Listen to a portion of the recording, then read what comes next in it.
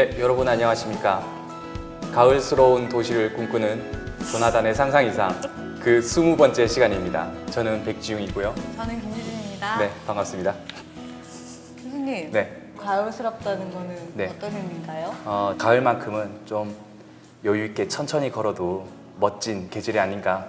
그래서 한가롭게 여유롭게 좀 걸어 다니도 참 좋은 계절이어서 그렇게 네. 말씀을 드렸지만 사실은 가을을 타고 있는 것 같습니다. 죄송합니다. 그러면 오늘은 좋은 가을 날씨에 걸어 다니기 좋은 장소를 소개해 주실 것만 같은 두 분을 만나보겠습니다. 네, 허니와 한이의 가풀. 굿풀. 네, 오늘도 이승원 교수님과 양한희 대표님 함께 해 주셨습니다. 안녕하십니까? 안녕하세요. 네. 자, 오늘 소개해 주실 곳은 어디입니까? 문화골목과 프리센트라고 하는 곳인데요. 네. 오늘은 제목을 질감이 있는 공간 질감이요. 네. 있는 제목으로 한번 소개를 해드릴까 하는데 오늘 소개해드릴 곳이 상당히 질감이 있는 곳이다. 네. 이런 말씀을 좀 드릴까 합니다. 알겠습니다. 문화 골목이라고 하셨는데 여기가 어디에 있는 골목입니까? 경성대학교 앞에 있죠. 아, 경성대학교요? 네. 네. 경성대하고 부경대 사이에 네. 네, 중간쯤에 이제 주로 대학생들이 많이 밀집해 있는 네. 술 마실 수 있는 공간들 중간에 딱 있습니다. 아, 실제로 골목입니까? 그러면 여기가? 그렇죠. 이제 원래 일반 주택이었어요. 네. 주택을 이렇게 여러 채를 같이 하나의 공간으로 합쳐놓은 곳입니다. 네. 그러니까 사실은 우리가 상업지역 같은 경우에는 바깥에 그러니까 도로변하고 이렇게 이어져 있는 곳들이 주로 메인을 보잖아요. 네네. 근데 여기는 이 안쪽까지 다 이렇게 골목에서 외 바깥쪽이 아니라 안쪽까지도 공간을 다 사용하는 형태로 이제 되어 있어요. 구성이 되게 재미있는 그런 공간이라고 보시면 될 것 같습니다. 그럼 집이 총 저 사진에 보이는 거대로 하면은 총 4채네요? 5채. 아, 5채입니까?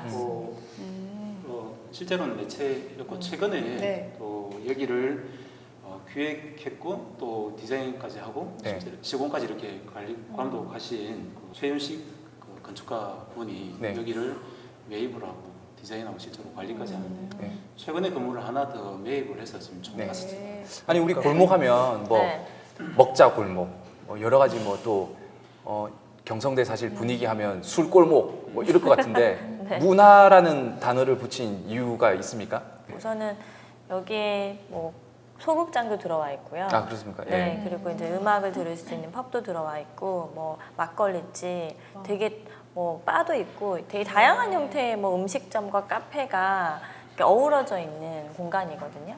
그래서 이제 골목 이름을 처음에 공간 이름을 지으실 때부터 그걸 되게 염두에 두시고 지으신 것 같았어요. 네. 그래서 조금 빗대어서 얘기를 하자면 경성대에 있는 숱하게 많은 이게 상업적인 공간들이 상당히 그 패스트푸드 네. 혹은 MSG가 많이 들어가 있는 네. 그런 맛이다라고 한다면 네.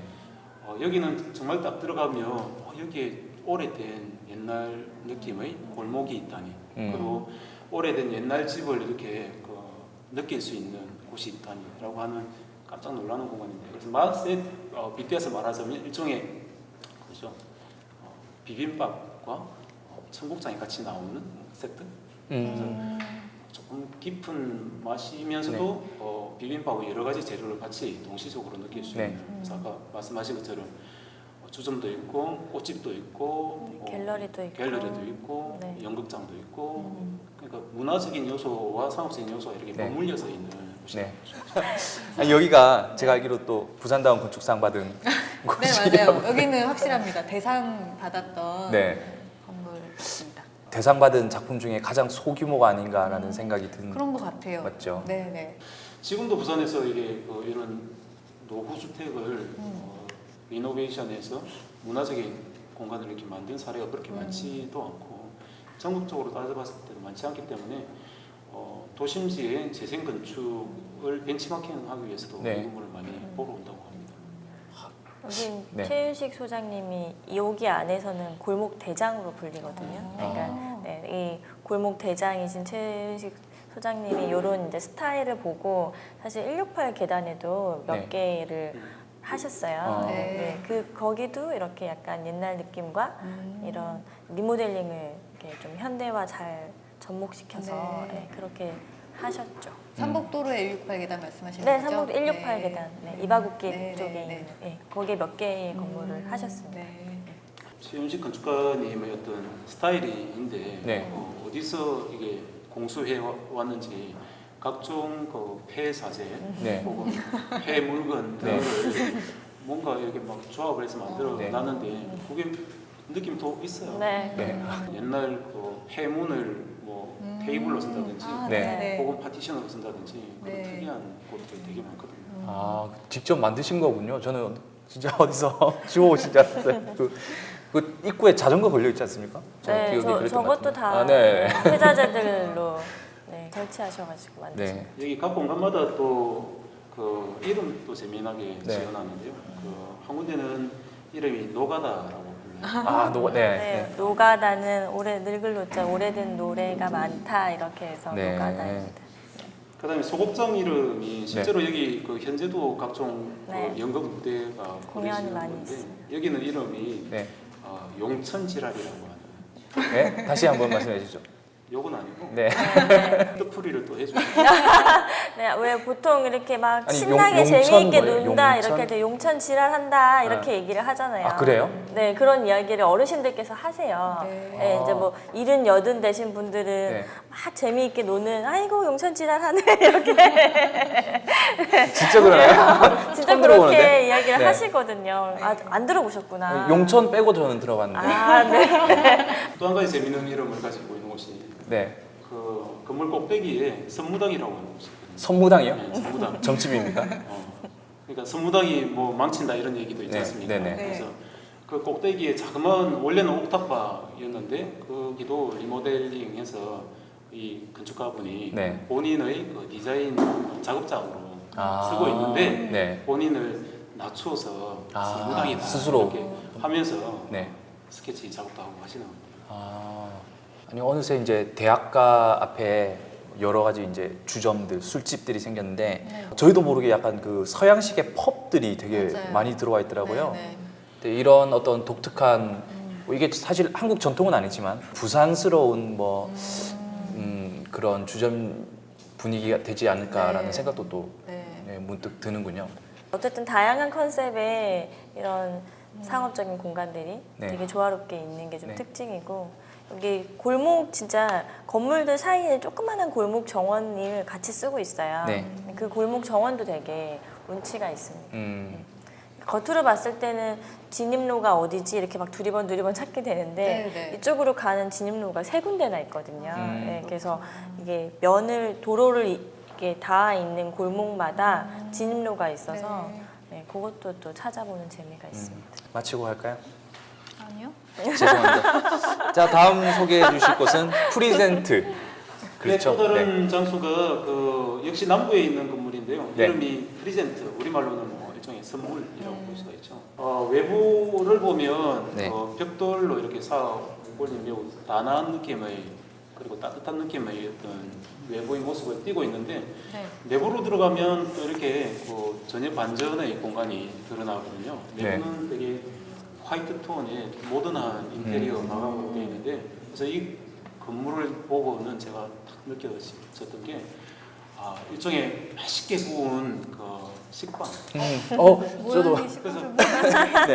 밖으로는 브라운 톤의 먹고 싶은 생각이 들면서 안에는 네. 하얀 이게 식감 좋은 네. 느낌이 인테리어적으로 딱 표현되어 있는 공간이라는 생각이 들었습니다. 그 문화골목처럼 조금 복합적인 네. 그래서 절반 정도는 디자인 사무실로 쓰고 있고 네. 디자인 사무실은 사실은 일반인들에게는 오픈은 되어 있지 않은 네. 공간이고 나머지 절반 정도가 북카페인 거죠. 그래서 1층에 문 열고 딱 들어가면 화이트 톤과 이렇게 회색 톤, 네. 모노톤으로 되어 있는 인테리어가 되어 있는데 들어가자마자 이렇게 실제로 책을 파는 북카페 형태를 띠고 있고 그 너머에 카운터에서 맛있는 커피를 이렇게 구입을 할 수 있고 또 1층에 그 폴딩 도어가 있는데 폴딩 도어를 젖히고 외부로 나가면 자그마한 하늘이 보이는 또 충정이 있습니다. 네. 그 충정에서 하늘도 보일 뿐더러 네.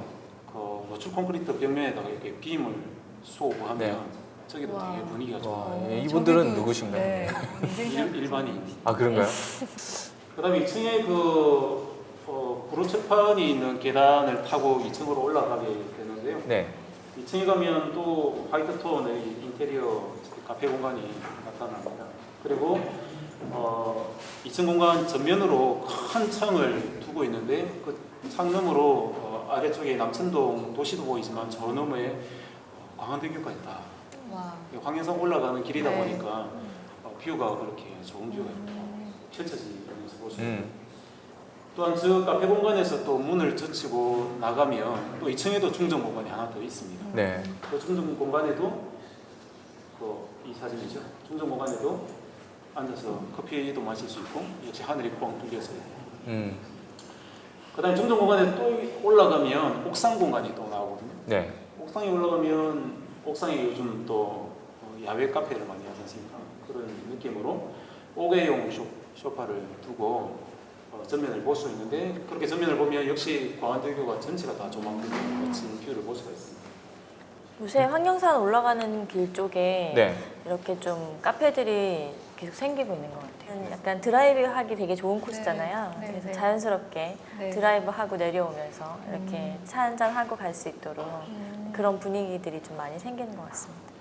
아니 예전에는 황령산 봉수대 올라가는 길이 참 그 어떤 황령산 전망대가 가지고 있는 어떤 신비스러움이랄까 뭐 네. 이런 거에 비해서 네. 좀 볼품없다라는 맞아요. 생각을 많이 했거든요. 네, 네. 가다 보면 뭐 순두부집 있고 뭐 기껏해야 뭐 네, 네. 그런데 이런 이제 그 공간들이 생겨나고 있다고 그러니까 참 반갑기도 합니다. 황령산 봉수대에 예전에는 진짜 막 굉장히 가파르게 막 이렇게 네. 차를 끌고 네. 맞습니다.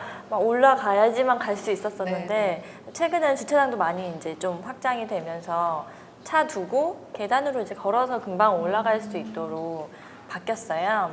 그리고 이제 위에 올라가서도 좀 넓게 되어 있다 보니까 광안대교를 볼 수 있는 조망할 수 있는 곳이 있고요. 네. 거기에서 조금 더 가면 이제 황령산 봉수대가 있는 그쪽까지 올라가실 수 있고 여기에서는 360도로 네, 부산 네, 네. 시내가 다 보이죠. 네. 네. 그렇게 이제 시내를 전부 다 조망할 수 있는 공간이 잘 정비가 되어 있습니다. 독특해요. 부산 사람 중에서 안 가본 사람들이 많겠지만 위에서 보면 바로 밑에 서면 조금 멀리 사사, 또 조금 더 멀리 낙동강까지 보여요. 네네. 낙동강이 보이고 또 반대쪽으로 옆으로 보면 금정구 또 금정산까지 다. 네. 또 이쪽으로 보면 초량, 남포동, 저기 영도까지 보여요. 또 반대쪽으로 돌아서 보면 마린시티, 그다음에 광안대교, 남천동 이렇게 다 보이니까 부산의 정중앙에서 부산 전체를 네. 관망할 수 있는 곳이 있다고 하는 것도 네. 매우 특이한 사례입니다. 역사적인 그 측면까지 네. 다시 재조명되면 참 좋겠다는 생각은 드는데 사실은 올라가서 그냥 이 봉수대가 있구나라고 하는 것까지만 생각하고 네. 아무 의식 없이 내려오는데 그 일종의 요즘 뭐 핸드폰이 있듯이 그때 당시에는 최첨단 통신 장비가 네. 이거였을 거예요. 그렇죠. 네. 네. 그 불을 떼고 연기를 떼가지고 우리 서울 조정까지 네. 어떤 사연을 말했던 곳이니까 그런 부분까지도 이렇게 스토리텔링 될 수 있으면 참 좋겠다는 생각. 아니 지금도 그 네. 옆에 이렇게 기지고 엄청 큰 기지국도 있고. 네, 그렇죠. 탑이 네. 있습니다.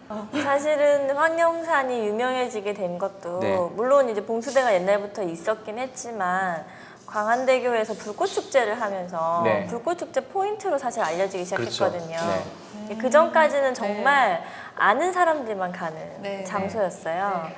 근데 저쪽에 이제 광안대교를 정면으로 보면서 불꽃 이 포인트로서 사진 찍기 되게 좋은 장소로 네. 네, 사람들이 이제 광안대교 잘 보인다 이렇게 소문이 나면서 네, 황령산에 주로 많이 올라와서 찍기 시작하면서 이제 좀 소문이 많이 나기 시작했었죠. 네, 알겠습니다. 오늘 또 저희 항상 요구하는 컨셉에 잘 네. 맞춰주셔서 네. 네, 대단히 감사합니다. 다음 주는 또 저희가 다른 요구를 하나 또 드리도록 하겠습니다. 네. 네, 다음 주도 좋은 열심히 공간, 숙제를 하겠습니다. 네, 좋은 공간 소개해 주시기 바랍니다. 네, 감사합니다. 네, 감사합니다. 공간의 질감과 색깔이 살아있는 도시를 꿈꾸는 조나단의 상상 이상 그 20번째 이야기를 시작하도록 하겠습니다. 안녕하십니까. 저는 김유진이고요. 네, 저는 오늘도 백지훈 교수님 대타 한영숙이라고 합니다. 반갑습니다. 대표님, 네. 오늘도 지난주에 이어서 네. 도시의 활력을 불어넣고 계신 부산의 대표적인 문화기획자 두 분을 모시고 네, 이야기를 그렇죠. 이어가게 되죠. 부산의 숨통을 확 틔워주실 문화기획자 두 분 모시고 오늘 지난번에 못 나눈 얘기 계속 나누도록 하겠습니다. 네. 예, 부산에서 문화기획을 하고 있습니다. 차재근입니다.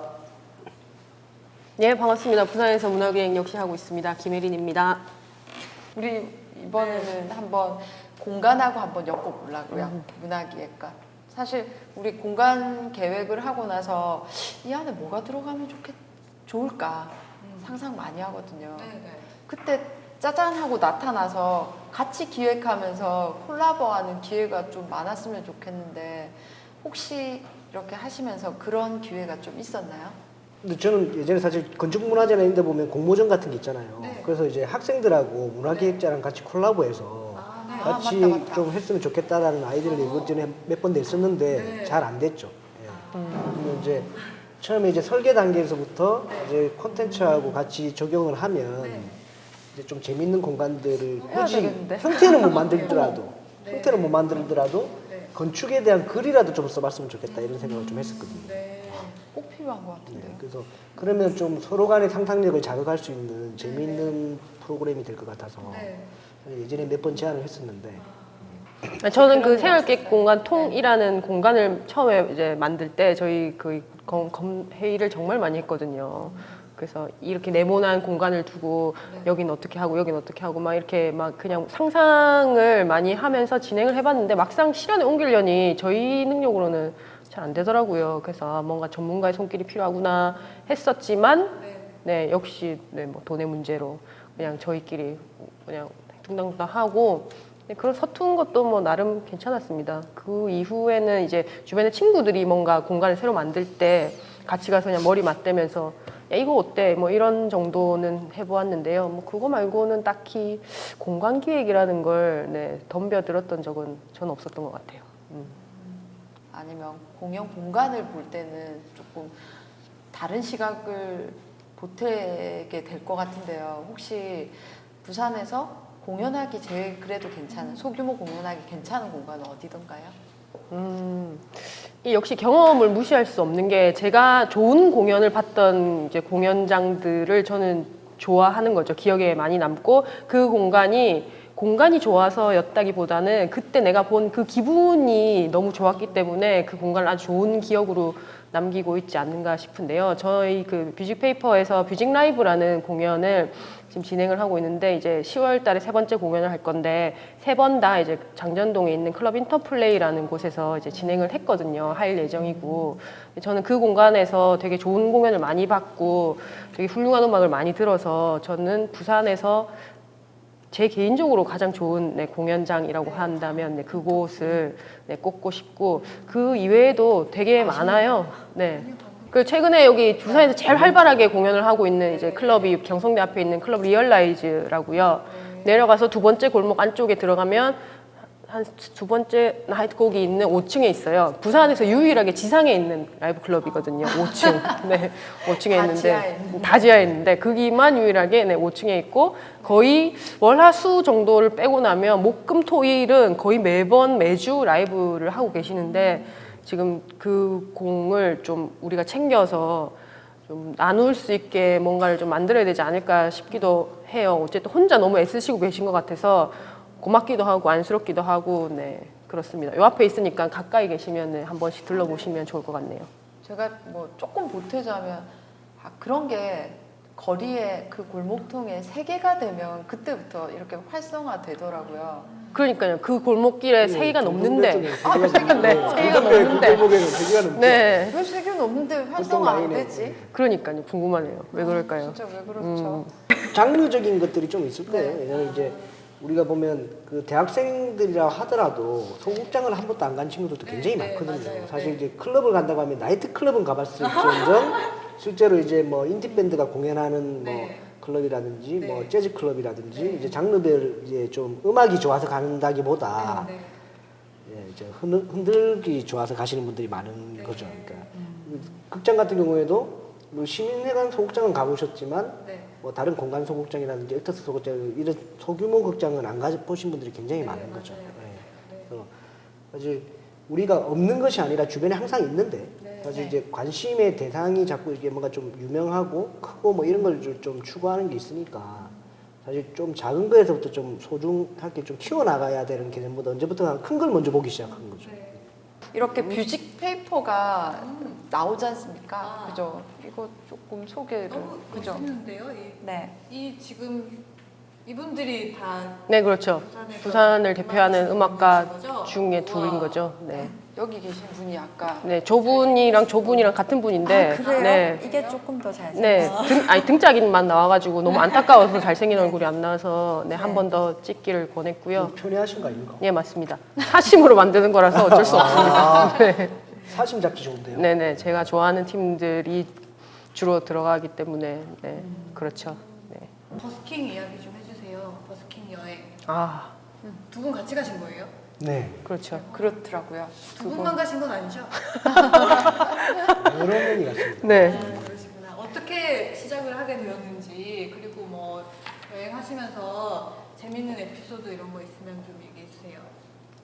제가 먼저 말씀드리면요. 제가 이분을 언제 처음 만났냐면 2009년에 지금 현재 아까 말씀한 복병산 창작여관이 있는 그곳이 대기시잖아요. 네. 그곳에 갈 일이 있었어요. 친구가 그 집이 비었대 오늘. 그래가지고 저희가 대학원 다닐 시절인데 단체로 그 집에 술을 먹으러 간 적이 있어요. 네. 그 집이 비었다 그래가지고. 근데 알고 보니까 그 집이 이분 집이었는데 그 집에 딱 갔는데 따님이 계시거든요. 이게 막 따님 사진이 막 이렇게 막 있고 막 이러는데 집주인은 없고 객 식구들이 앉아가지고 남의 집 안방에서 술 막 먹으면서 집주인들의 사진을 보고 집주인들은 겨울이었거든요. 태국에 있대 막 이러면 얘기를 하면서 이제 했었던 기억이 있어요. 그래서 아 진짜 쿨한 양반이시구나, 쿨에 진동하시는 양반이시구나라는 생각을 하고 있었거든요.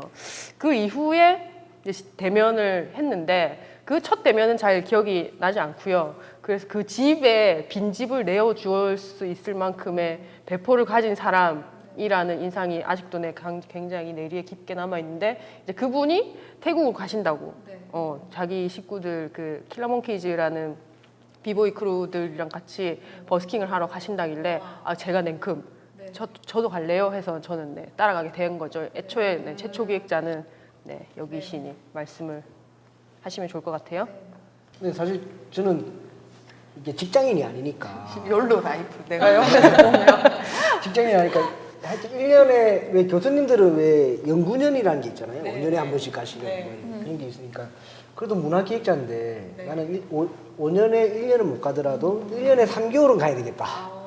이런 생각을 가지고 한 2007년도부터 1년에 한 몇 개월씩은 네. 어쨌든 뭐 외국에 나가서 생활을 합니다. 우와. 뭐 자이든 타이든 네, 어찌됐든 이제 그러면 이제 가족들이 다 같이 그냥 뭐 이제 집 한 채를 빌려서 그냥 외국에서 네. 그냥 있다가 오기도 하고 네. 이제 그 동안은 이제 부산에서 이제 이제 관리해 주실 분들을 이제 집 좀 지켜줘 이러면 이제 그분이 이제 제가 없는 사이에 많은 분들이 왔다 가시고 네. 저는 모르고 저희 집만 아시는 분들이 많고 네. 예. 하여튼 뭐 그렇게 하는데 이제 그 다음에 가는 여행이 이제 제 주변에 있는 후배들한테 이제 뭐 많은 얘기를 듣는 거죠. 그러니까 왜 형만 왔다 갔다 해? 우리도 데리고 가. 뭐 이런 얘기도 있었고 이왕이면 또 뭐 거리에서 우리가 버스킹 공연도 하고 뭐 차비는 아니더라도 밥값이라도 좀 벌어가면서 좀 재밌게 놀 수 있는 방법이 뭘까? 그래서 이제 저희 아이들하고 이제 얘기했을 때 같이 이제 친구들이 같이 갑시다 이렇게 얘기가 된 거고 그러면 우리끼리만 가면 조금 뭔가 좀 밍밍할 것 같으니까 다른 친구들도 같이 좀 뭐 데려가 보자 같이 가고 싶은 사람이 있으면 그래서 이제 페이스북에 이제 공개 모집을 했고요. 그래서 이제 혜린이 공개되고 대구에 있는 신동일인가 하는 그림 그리는 친구도 같이 가게 됐고 뭐 그다음에 저희 이제 비보이 춤추는 친구들 하고 또 이제 또 부산에서 문화기에 가시는 신동서 선생님도 이렇게 같이 가시고 네. 그렇게 해서 이제 대규모 와.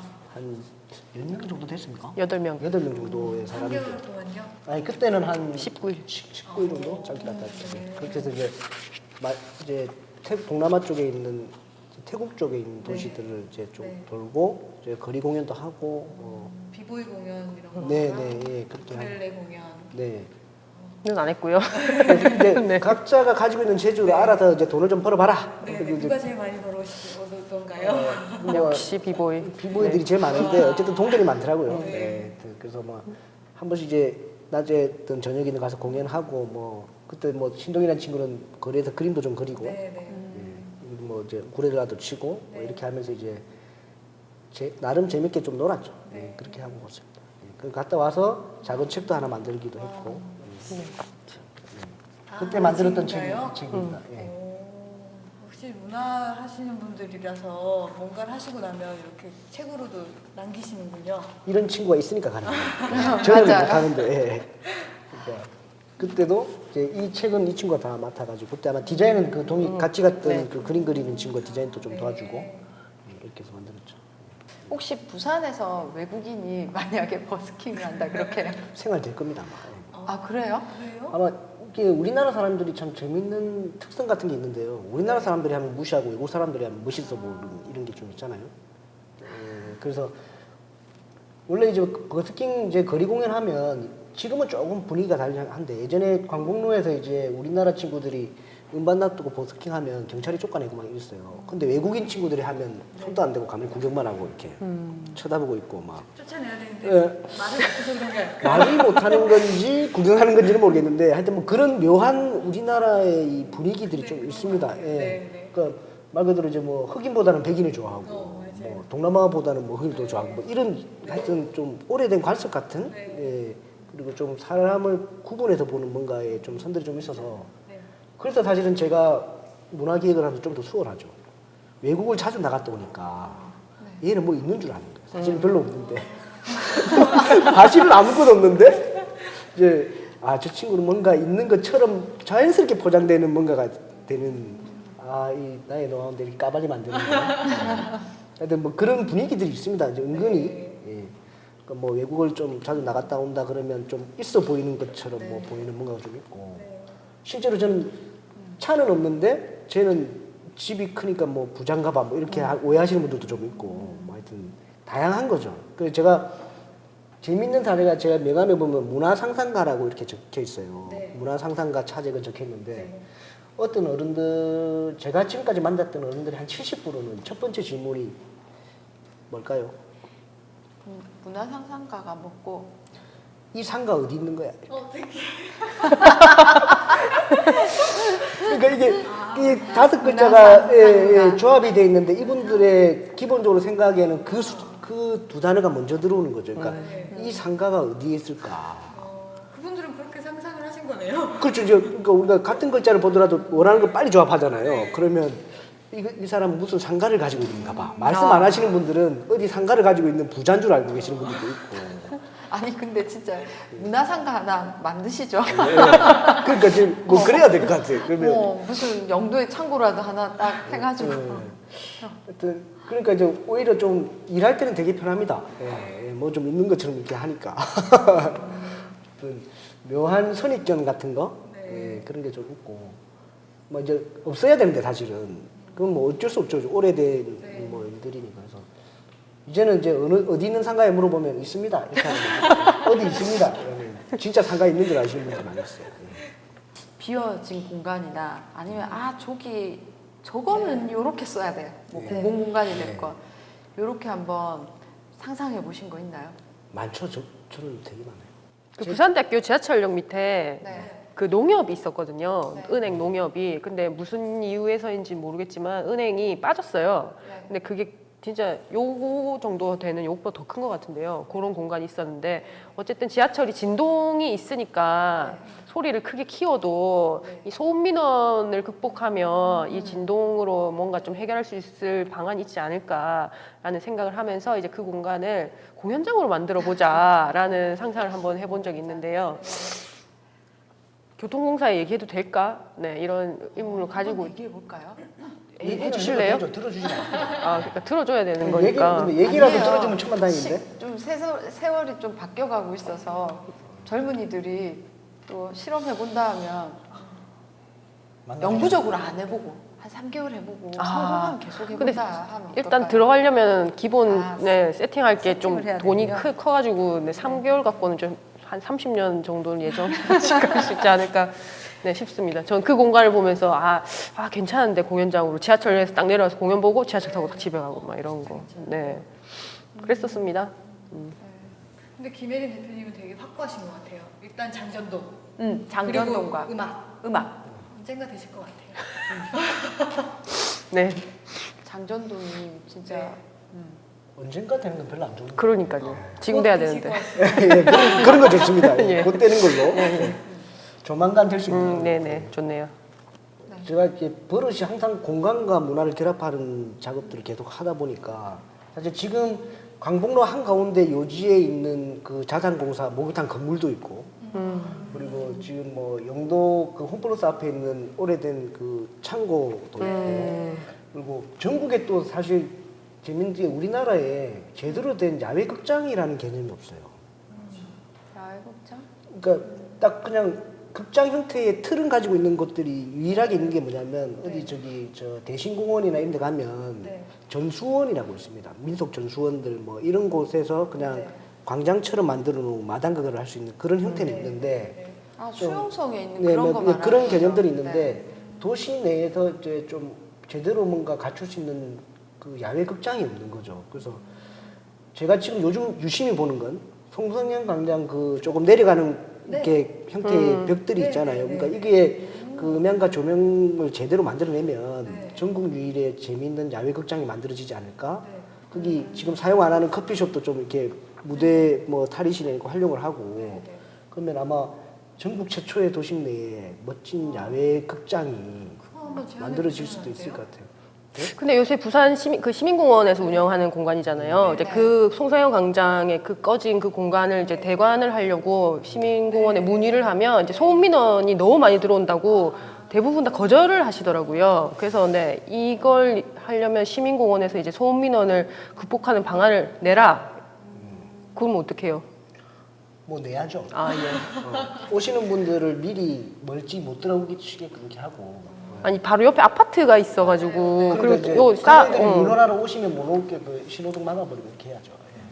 근데 진짜 전 너무 안타깝더라고요. 그 송사영 광장이 너무 잘 만들었잖아요. 근데 아무도 사용하지 못하는 공간으로 자꾸 좀 죽어가고 있는 것 같아서. 그런 것도 좀 있고 사실 우리가 도시계획도 하시지만 뭐 센터면 이런 공간에 건물을 지을 거는 이렇게 많이 있는데 네. 제대로 야외에 제대로 된 야외 극장의 개념을 왜 안 지었던지 저는 이해가 잘 안 돼요.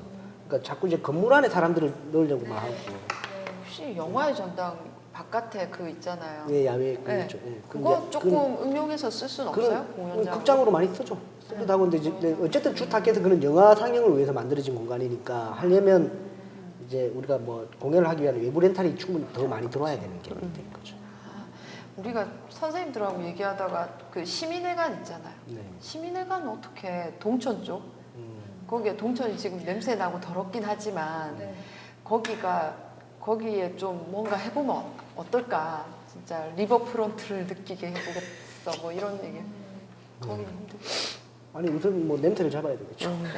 냄새만 잡으면 뭐 사실 냄새만 잡고 물만 깨끗하면 우리가 손 안 대도 물고기들 뛰놀 테고 사람들이 많이 올 건데 그러니까 모르겠습니다. 저는 이제 뭐 건축적인 부분에도 가장 좀 중요한 게 원래 있었던 원소스를 어떻게 잘 살릴 것인가가 중요한 요소라고 생각하고 그리고 어차피 지어진 거면 지어진 것도 있는 그대로 어떻게 잘 만들어낼까 이런 고민들 저는 항상 하는 사람이라서 뭐 동천이 뭔가를 만들어지려면 어쨌든 물 깨끗해지고 뭐 환경만 좋아지면 물고기가 많이 나오면 낚시하시는 분들이라도 올 거 아니에요. 그러니까 자연스럽게 사람들은 모이게 돼 있는 것이고 그러니까 거기서부터 시작해야 된다고 봐요. 어쨌든 처음으로 다시 되돌려 놓고 접근을 해야지 잘못된 걸 막으려고 어쨌든 콘크리트를 더 부어봐야 어차피 또 다시 이건 덧방이잖아요. 제가 그때 잠깐 말씀드렸듯이 저희가 도시 재생을 할 때 왜 주거 환경 개선 사업을 하지만 제가 말할 때는 주변 환경 개선 사업이라고 얘기를 하거든요. 그러니까 주거 환경은 그 사람의 삶을 고쳐줘야 되는 건데 주변 주거하고 조금 떨어져 있는 거리, 보도블록 이런 주변 환경을 자꾸 바꾸는 거죠. 그러니까 그러면 이거는 주변 환경에 말 그대로 우리가 메이크업 하듯이 화장술인데 네. 벽화 그리고 화장술을 해봐야 안에 사시는 분들은 삶이 나아지지 않는 거죠. 그 주거의 환경은 똑같이 덥고 습하고 곰팡이내 나는 환경에 사는 곳인데 네. 그게 어떻게 주거 환경 개선이냐 이렇게 얘기를 합니다. 그래서 그러니까 정확한 포인트는 사람이 좀 더 가려면 사람이 뭐 공기가 좋아야 되고 물이 좋아야 되고 살기 좋아야죠. 예, 그런 개념으로 생각을 해야 되지 않을까? 좀 더 깨끗하고 예, 그게 시작인 것 같아요. 근데 건축하시는 분들이 많으실 텐데 제가 이런 얘기하기 좀 그렇고. 근데 이제 문화나 사회나 이런 것들이 다 사실은 요즘은 문화라는 개념이 굉장히 넓어서 굉장히 다 섞이잖아요. 그러니까 섞이는 개념으로 보면 문화도 예술은 오히려 문화의 한 장르니까. 그러니까 이제 우리가 뭐 의식주가 있듯이 주거 문화가 있을 수 있고 의식 문화가 뭐 있고 뭐 식업료 문화가 있을 수 있는 것처럼 문화는 굉장히 큰 장르라서 네. 기존의 사회나 이런 것들이 다 포함되어 있는 형태니까 그래서 그런 저는 이제 기획자들이 좀 더 계속 나와야 된다고 생각을 해요. 예술에 대한 또 창작에 대한 기획자들도 필요하지만 대표님이 보수동에 오래 계셨거든요. 여긴 장전동이면 여긴 보수동. 보수동에 계시면서는 혹시 뭐 없었나요? 얘는 좀 해보고 싶어. 보수동 자꾸 왜 이런 질문을 하게 책방 골목에 뭐 하신 거 없으세요? 잠깐 했다 문 닫았고요. 왜 문 닫으셨습니까? 이제 좀 확장을 해야 되다 보니까 이제 네. 사람 같이 일하는 식구들은 많아지고 뭐 근데 네, 그 네. 공간은 좁기도 하고 네. 사실 두 개를 활용하기에는 인력적인 구조가 좀 안 되는 부분도 좀 있고 뭘 하시다가 혹시 문을 닫으신 건지. 저희 그 부산 사람들은 보수동 책방 골목이 되게 부산의 명소라고 생각을 하고 있잖아요. 근데 생각보다 이게 많이 유명해지지 못하는 것 같다는 생각이 들어요. 그거는 혹시 왜 그런 걸까요? 제가 잘 모르겠습니다. 근데 이제 책방골목은 네. 사실 6.25 때부터 만들어졌던 자생적인 공간이잖아요. 네. 근데 그 자생적인 공간이 이제 전문화돼서 좀 확장을 해야 될 텐데 사회화됐다고 저는 생각해요. 그러니까, 문화 사회야? 그러니까 책방이라고 가지고 있는 본질은 그 네. 책에 대한 내용이 중요한데 네. 어느 순간 사회화되다 보니까 잘 팔리는 것만 꺼내놓는 거죠. 그러니까 참고서, 네. 뭐 어학, 예전에 우리 뭐 하다 보면 무슨 뭐 수학 뭐 이런 책들 있잖아요. 네. 그런 것들만 꺼내놓기 시작하니까 자꾸 색깔이 사라지는 거죠. 그러니까 저희들이 책방이라고 하면 책방에서는 사실 베스트셀러를 최고로 안 쳐주거든요. 네. 베스트셀러는 모든 집에 다 있잖아요. 네. 그러니까 책방에서 다루는 건 단종되고 찾기 힘들고 이런 게 사실은 헌책방에는 더 가치가 있는 책이잖아요. 지금은 구하고 싶어도 못 구하는 책들. 네. 그러니까 오히려 베스트셀러 책을 갖다 주면 네. 100원 이렇게 하지만 몇 년 전에 단종되고 그러면 이게 5,000원이 될 수도 있는 거예요. 근데 이제 그런 것들이 자꾸 이게 사회화되면 사회의 구매력에 따라서 매장의 제품이 바뀌기 시작하는 거죠. 그러니까 그래서 이 책방 골목의 색깔이 사라지고 있다라는 게 사실은 가장 낙후의 원인입니다. 제가 봤을 때는. 그러면 문화기획자 입장으로서 이런 공간을 조금 더 살리려면 네. 그러니까 그래서 제가 몇 년 전부터 얘기하는 건 뭐냐면 기존에 하시는 분들은 어쩔 수 없는 그분들이 이제 뭐 네. 생계나 이런 게 이제 갇혀 있는 부분이 있으니까 지금부터라도 빈 점포를 네. 은퇴하시는 교수님들이 자기 연구실에 있던 책들을 다 가지고 오셔서 네. 분야별 책방을 하나씩 만드시면 예, 실버 창업도 좀 하시고 괜히 이런 말을 해서 될지 모르겠지만 은퇴하시면서 시골에 집 지으셔봐야 부산에 한 달에 보름은 오시거든요. 그러니까 그렇게 하지 마시고 그런데 한 3년 지나면 그 풀이 많이 자라서 손도 못 대니까 막 동네 사람들 시켜가지고 막 해야 되고 나중에 잘 안 가요. 네. 그렇게 하지 마시고 차라리 자기 전공 분야에 전문 네. 서점을 하나 만드셔가지고 이제 그래서 제가 선생님들한테 그런 얘기를 합니다. 그 자기 책방 앞에 나무자에 돋보기 안경 끼고 책 읽는 걸 좀 상상해 주셨으면 좋겠다 교수님이. 네. 그러면 교수님이 이때까지 배출했던 그 많은 제자들이 네. 그 젊었던 제자들이 자기 아이들의 손을 잡고 자기 교수님을 찾아와서 그리고 이제 뭐 이 교수님 운영하시는 책방을 구경하고 책을 한 권씩 사갈 거 아닙니까? 그러니까 그래서 이제 지식이 사장될 것이 아니라 네. 지식을 재생산하고 그리고 재창출하고 전달할 수 있는 구조의 네. 책방들이 만들어져야 되는 거죠. 그러면 사실 그분한테 가면 네. 지금 헌책방이든 어디든 가면 우리가 물어보는 게 뭐냐면 제목을 얘기해요. 네. 근데 사실은 제목 안에 내용은 모르잖아. 네. 그래서 제목을 얘기할 게 아니라 저는 프랑스에 있는 도시 재생의 건축의 방식이 어떤 게 좋은 거냐고 물어봐야 되는데 프랑스 건축책 주세요 이렇게 하는 거예요. 네. 그러니까 내용을 모르고 네. 그러면 네. 오히려 책방 주인들한테도 그렇게 물어보면 책방 주인이 그런 책은 없어 이렇게 얘기해요. 자기도 모르니까. 근데 그렇죠. 건축을 전공하신 교수님이 그 헌책방에 계신다. 네. 그러면 학생이 저는 뭐 프랑스의 도시 건축이나 네. 70, 80년대 건축을 알고 싶은데 책 좀 추천해 주세요 하면 네. 이분이 네. 리스트를 쫙 풀어주실 거 아닙니까? 네. 이런 책들이 네. 있고 막잘 이러면 네. 거기서 이게 자기가 찾아보고 네, 네. 그러니까 거기서부터 저는 지식이 전달된다고 생각하거든요. 그래서 너무 좋은데요? 그러니까 그리고 하여튼 은퇴하신 교수님들이 네. 자기 전공을 가지고 있는 네. 뭐 건축 전문 서점, 사회복지 전문 서점, 무슨 불어 전문 서점, 네, 뭐 영문학 전문 서점 뭐 이런 식의 개념을 좀 가지고 네. 그분들이 저녁마다 강좌를 하나씩만 하셔도 저는 그 불어 전문 서점 해가지고 불어 원서 읽기 네. 강좌만 하면 아마 돈 많으시고 폼 잡으시려고 하는 아주머니들 많이 오실 거예요. 네. 그래서 그러니까 너무너무 좋아요. 그렇게 조금 변화를 시켜 나가야 네. 그리고 그분들한테 이제 세 내고 들어오지 말고 어차피 그 은퇴하신 돈을 받으셨을 테니 건물 좀 하나씩 사서 들어오시라고. 그러면 젠트리피케이션 또 우리가 한 30%만 우리가 장악을 하면 어느 정도 방어력을 가질 수 있다고 생각해요. 네. 젠트리피케이션도. 네. 그러니까 실제로 우리 쪽에서 같이 생각하시는 분들이. 네, 네. 그러니까 그런 이제 지역 상가에 대한 조정도 좀 가능한 부분이 좀 있고 네. 그분들이 나머지 여생을 진짜 재밌게 보내실 수 있잖아요. 그래서 네, 저희 네. 교수님도 보고 방학 때 외국 나가실 때 원서 좀 많이 사오시라고 좀 맨날 헌책방 좀 다니시가지고 좀 네. 이렇게 막 요구하기도 하고 네. 농담 삼아 네. 그렇게 얘기합니다. 그래서 그러면 전국 유일의 헌책방이지만 네. 전국 유일의 전문 책방 골목이 또 나올 수도 있는 거죠. 대표님, 중구청에 제안 좀 해주세요.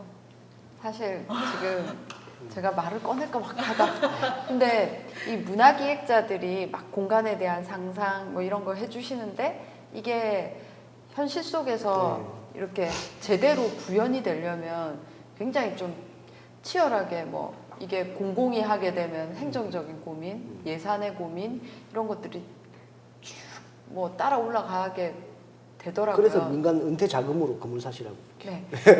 그런데 우리가 뭐 이건 방송에 나갈지 안 나갈지 모르겠지만 제가 그 차 대표님하고 이 고민을 계속 하면서 결국에 교수님들한테 인터뷰를 했을 때 교수님들이 고민스러워하는 건 그래 투자를 할 수도 있어 책을 기증할 수도 있어 근데 이거 누가 관리해주지? 라는 질문을 받았어요. 그러니까 그들이 그 공간을 오롯이 내가 빌 때는 누군가가 북 코디네이터나 아니면은 그것에 대한 매니지먼트를 해주는 누군가 있어야 되는 거 아니야? 라는 얘기를 하는데 그러면 그 예산은 또 이런 문화기획자나 아니면 아니면 없는데? 그럼 문 닫으면 되죠 그날은. 아니 이게 365일 문 열 게 아니잖아요 말 그대로. 그러니까 오히려 저 옆에 이민아 시인 또 시집이라고 있지만 네. 이민아 시인을 보려고 찾아온 사람들이 훨씬 많습니다. 근데 매번 문 닫혀 있어요. 그러니까 오히려 더 같이 있어지는 거예요. 그러니까 오히려 그러니까 매일 문 여는 책방이 아니라 우리가 이게 네. 가게의 개념이 아니니까 네, 네. 지식의 개념으로 접근을 하면 네. 이분을 오히려 더 만나고 싶어서 애타게끔 만들어주는 게 훨씬 더 마케팅적으로 좋을 수도 있습니다. 네. 그러면은 초기 세팅이 조금 잘 되면 되는데 그 첫 단추를 우리가 사실 못 맞아요. 깨는 것 같아요. 그걸 하려면 좀 충분하게 논의할 수 있는 무언가가 필요한데 재생사업에서는 그 논의하는 그 무언가의 돈을 집행하기가 참으로 어려운 구조가 되어 있어서 사실 뭐 옆에서 볼 땐 마음이 아파요. 사실 돈은 그 첫 단추를 깨는 데 쓰고 그 사람에 쓸 수 있도록 되어야 하는데 사실 그건 행정의 입장에선 너무 리스크가 클 수도 있다라고 판단이 될 수도 있거든요. 이 간극을 어떻게 우리가 조정해 나갈까? 그러니까 행정을 안 끼고 우리끼리 합시다. 네. 그러니까 그러니까 굳이 자꾸 행정을 복권을 끼고 하지 말고 자꾸 조나단이 그러잖아요. 복권 사야 될 것 같다고. 복권 가지고 요즘 안 되고 은퇴 자금을 어떻게 들어올까? 그 교수님들이 은퇴 자금을 가지고 네, 교수님 이 사회와 같이 찾아야겠어요. 네. 관계 모집해야겠네요. 조나단의 근데 상상이사를 진짜 통해서. 그런 지식인들이 한 분씩만 모이시면 네. 아마 거리가 완전히 달라질 거예요. 근데 꽤 많아요. 보수동 책방 골목에 나 지금 이렇게 방 정리하고 그리고 그 책들 버리지 못해서 집에 가져갔는데 집을 줄여야겠어. 그 책들 다 가져가. 이렇게 연락이 오시는 사례가 많은데도 그걸 보수동 책방 골목의 상인들의 경우에도 이제 나이가 다 드셔서 그 책을 챙겨올 여력이 없으신 거예요. 그래서 이 진짜 디지털 보부상이든 뭐 뭔가가 또 새로운 누군가가 필요하구나 이런 생각을 하고 있습니다. 그리고 김혜린 대표님께서는 팟캐스트 운영하고 계신다고 들었는데 네네. 혹시 어떤 내용으로 어떻게 하고 계신 건지 그리고 팟캐스트 운영자로서 조나단의 상상 이상에 대해서 어떻게 생각하시는지. 네, 그 저희 뮤직캐스트라고 진행을 하고 있고요. 지금 저희는 5회 차가 올라가 있거든요. 그래서 5회요? 네, 조나단이 훨씬 저희가 더 선배네요. 네, 훨씬 선배이시고 이 어마어마한 스케일을 보니 저희는 따라갈 수도 없는 것 같고요. 저희 오디오로만 하고 있고 저희 잡지 나오는 내용을 기반으로 하거나 아니면 뭐 특집으로 꾸미거나 뭐 야외 공개 방송도 한번 해봤고요. 그다음에 저희 뭐 부산의 음악과 관련된 모든 이야기들을 좀 이야기할 수 있었으면 좋겠으나 아직 거기까지 못 갔고요. 여러 가지 이야기들을 해보려고 노력하고 있는 중입니다. 저희 팟빵이나 아이튠즈 팟캐스트에서 뮤직캐스트 치시면 들으실 수 있고요. 그렇습니다. 네. 이제 부산이 사실 저는 여름도 뭐 바닷가가 있으니까 정말 많은 이벤트들이 있지만 가만히 보니까 가을이 엄청나더라고요. 불꽃 축제, 영화제, 그리고 등등등 문화 공연, 그 문화 공연도 같이 이렇게 덩달아 많잖아요. 그래서 이렇게 두 분이 보실 때, 이건 정말 색깔 있는 축제다, 내지는 문화 공연 기획이다, 이런 것들 혹시 조만간 만날 수 있는 그런 공연이나 아니면 축제나 행사나 이런 것들 좀 소개해 주실 수 있는 게 있을까요? 네, 저희 10월 28일 날 클럽 인터플레이에서 뮤직 라이브 세 번째 공연을 진행을 하고요. 저희 올해 10월 28일요? 네, 10월 28일 토요일이고요. 저녁 7시에 장전동에 위치한 클럽 인터플레이입니다. 저희 올해 뮤직 라이브 2번을 진행을 하는데 첫 번째 공연 7월 달에 했던 공연이 뉴라는 컨셉으로 이제 시작한 지 얼마 안 되는 친구들 중에서 되게 좀 소중하고 좀 관심을 주셨으면 좋겠다라는 생각이 드는 팀을 3팀 이제 모셔서 공연을 했고요. 그리고 이제 10월은 이제 올드 컨셉이 올드예요. 오래되신 분들, 제일 오래되신 분들이 91년도에 시작하신 밴드를 시작하신 분들부터 해서 이제 늦어도 2000년대 초반에 이제 시작한 정도 10년은 다 넘으신 세 팀을 모시고 진행을 할 생각이거든요. 좀 어르신들이라서 제가 또 깍듯이 해야 되고 이제 사회를 보는 친구가 또 있는데 이제 그 친구도 좀 난감해하긴 하던데 어쨌든 오래되어서 뭔가 좀 노련하고 음악이 좋을 거라고 저도 기대를 하고 있습니다. 그래서 관심 주시면 좋을 것 같고요. 네, 부산에는 역시 부산 락페가 있다고 생각이 드는데 추천을 해드려야 할지 말아야 할지는 내년까지 지켜보고 난 이후에 그 이후에 다시 한번 여기 올 기회가 생긴다면 다시 한번 이야기하는 걸로 하겠습니다. 혹시 방금 말씀해주신 그 공연은 원하는 사람 누구나 갈 수 있는 건가요? 네, 저희 유료 공연이고요.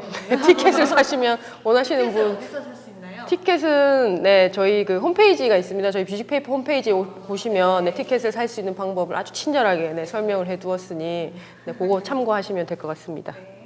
9월 21일과 22일 날 부산대 앞에서 제로 페스티벌이라는 걸 제로요? 하면 그러니까 재미난 복수팀에서 하는데요.